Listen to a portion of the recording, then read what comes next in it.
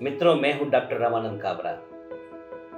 आज मैं आपको एक ऐसी कहानी सुनाने जा रहा हूं जिसमें एक संवेदना, एक स्पर्श और एक निर्णय किसी का पूरा जीवन बदल देते हैं। मेरी कहानी का शीर्षक है एक स्पर्श जो जीवन बदल दे। वाल्ट डिज्नी कहा करते थे, दुनिया में 3 तरह के लोग होते हैं। पहले जो कुआं में जहर घोलते हैं, नकारात्मक आलोचना करने वाले।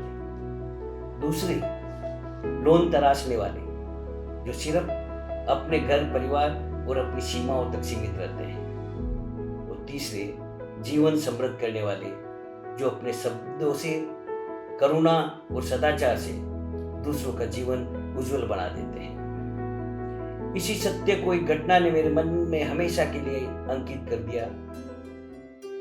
एक स्कूल में एक लड़का पढ़ता था, गुमसुम, उदास, हमेशा भीड़ में खोया हुआ। बच्चे उसे पसंद नहीं करते थे। कई अध्यापक भी उससे दूरी बनाए रखते थे, लेकिन ये उसकी गलती नहीं थी। उसके घर की दीवारों में ही तनाव बसा था। माता पिता रोज झगड़ते, दोनों अपने अहंकार में इतने डूबे रहते कि भूल जाते कि एक मासूम बच्चा उनके बीच पिस रहा है। उनकी आंखों की थकान, उसका चुप रहना, उसका व्यवहार, सब उसका दर्द बयां करते थे। ऐसे माहौल में भला वो किसी का प्रिय कैसे बन पाता? वो किसी का मित्र न बन सका, न कोई उसे समझने का प्रयास ही करता। गुरु पूर्णिमा आई। क्लास टीचर ने सभी बच्चों को कहा, कल आप सब अपने शिक्षकों के लिए कुछ बना कर लाए। एक चित्र, कोई कविता, कोई संदेश, जो भी आपका मन कहे। अगले दिन सभी बच्चे उत्साह में डूबे हुए थे। किसी ने दयालुता का चित्र बनाया, किसी ने कृतज्ञता के भाव लिखे, किसी ने मित्रता और सदाचार को रंगों में ढाला।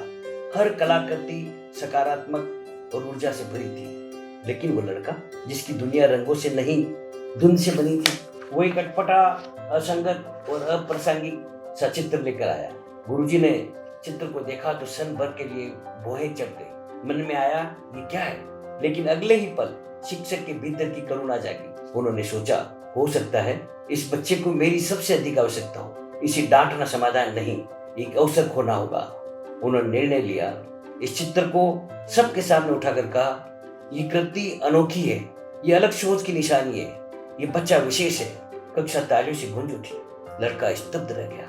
एक क्षण के लिए उसे विश्वास ही नहीं हुआ कि कोई उसके भीतर भी कुछ अच्छा देख सकता है। बरसों बाद उसके चेहरे पर मुस्कान की हल्की सी रेखा उभरी, मानो किसी ने उसके मन की सूखी मिट्टी में पहली बार पानी डाल दिया हो। उस दिन से परिवर्तन की शुरुआत हुई। शाम को गुरुजी ने उसे घर बुलाया, निःशुल्क ट्यूशन का आमंत्रण दिया। उसे कहा, तुम प्रतिभाहीन नहीं हो, तुम टूटे हुए नहीं हो, तुम बहुत कुछ कर सकते हो। बस वही एक स्पर्श था जो उसके जीवन की दिशा हमेशा के लिए बदल गया। धीरे धीरे उसका आत्मविश्वास लौटा, पढ़ाई सुधरती गई, जीवन संवरता गया और एक दिन वो लड़का शहर का प्रसिद्ध न्यूरोसर्जन बन गया। सोचिए, यदि उस दिन शिक्षक ने उसे डांट दिया होता, अनदेखा कर दिया होता या उसके चित्र का मजाक बन जाता, तो क्या सामान्य जीवन भी जी पाता? आज भी हमारे आसपास ऐसे अनगिनत मन हैं, बच्चे, युवा, बुजुर्ग, जो अपने हालातों से टूटे हुए, चुप और अनसुने रह जाते हैं। लेकिन दुनिया में तीसरी श्रेणी के लोग जो जीवन समृद्ध करने वाले होते हैं, आज उनकी संख्या कम होती जा रही है। हमें कम से कम लोन तराशने वालों की श्रेणी से ऊपर उठना होगा। छोटे छोटे कामों से भी बड़ा परिवर्तन हो सकता है। प्लास्टिक कम करना, अधिकारों का अनुचित उपयोग न करना, शब्दों में मिठास, व्यवहार में विनम्रता, सोच में उदारता।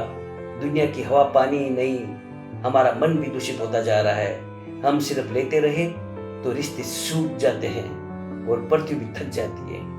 यदि शब्द अनुशासित हो तो सोच सुधरती है, सोच सुधरे तो व्यवहार बदलता है, और जब व्यवहार में प्रेम, त्याग और देने का भाव आ जाता है तो स्वर्ग कहीं और नहीं, यही धरती पर उतर आता है। कभी कभी बस एक स्पर्श, एक विश्वास, एक संवेदनशील निर्णय किसी का पूरा जीवन बदल सकता है। मैं हूँ रामानंद काबरा। ये कहानी कैसे लगी अपनी राय कमेंट बॉक्स में ज़रूर भेजिएगा, और ऐसी कहानियाँ सुनने के लिए मेरे YouTube चैनल को सब्सक्राइब करें।